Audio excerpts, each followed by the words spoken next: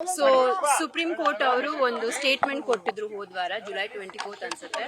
So ನಾನು ಅದನ್ನ actually share ಮಾಡಿದ್ದೆ ನಾನು ಇನ್ಸ್ಟಾಗ್ರಾಮ್ ಅಲ್ಲಿ ಮತ್ತೆ ಟ್ವಿಟರ್ ಅಲ್ಲಿ, ಸೇಯಿಂಗ್ ದಟ್ ಸುಪ್ರೀಂ ಕೋರ್ಟ್ ಇಂದ ಸಾಮಾನ್ಯ ಜನರಿಗೆ ಎಲ್ಲೋ ಒಂದ್ ಕಡೆ ಹೋಪ್ ಇದೆ, ನಮಗ್ ಜಸ್ಟಿಸ್ ಸಿಗತ್ತೆ ಅಂತ. ಅದಾದ್ಮೇಲೆ ಟ್ರೋಲ್ಗಳೆಲ್ಲ ಶುರು ಮಾಡ್ಕೊಂಡ್ರು. ಸೊ ಹಾಗಾಗಿ as a celebrity I am used to trolling, ಅದು ಇದ್ದೇ ಇರುತ್ತೆ. ಬಟ್ ಈ ಮಟ್ಟಕ್ಕೆ ನಾನು ಯಾವತ್ತೂ ಎಕ್ಸ್ಪೀರಿಯನ್ಸ್ ಮಾಡಿರ್ಲಿಲ್ಲ. ಸೊ ಹಾಗಾಗಿ ನನ್ಗೆ ಅನ್ನಿಸ್ತು ಈ ರೇಣುಕಾ ಸ್ವಾಮಿಗೂ ಮತ್ತೆ ಇವ್ರು ಮೆಸೇಜ್ ಮಾಡೋದಕ್ಕೂ ಏನು ವ್ಯತ್ಯಾಸನೇ ಇಲ್ಲ.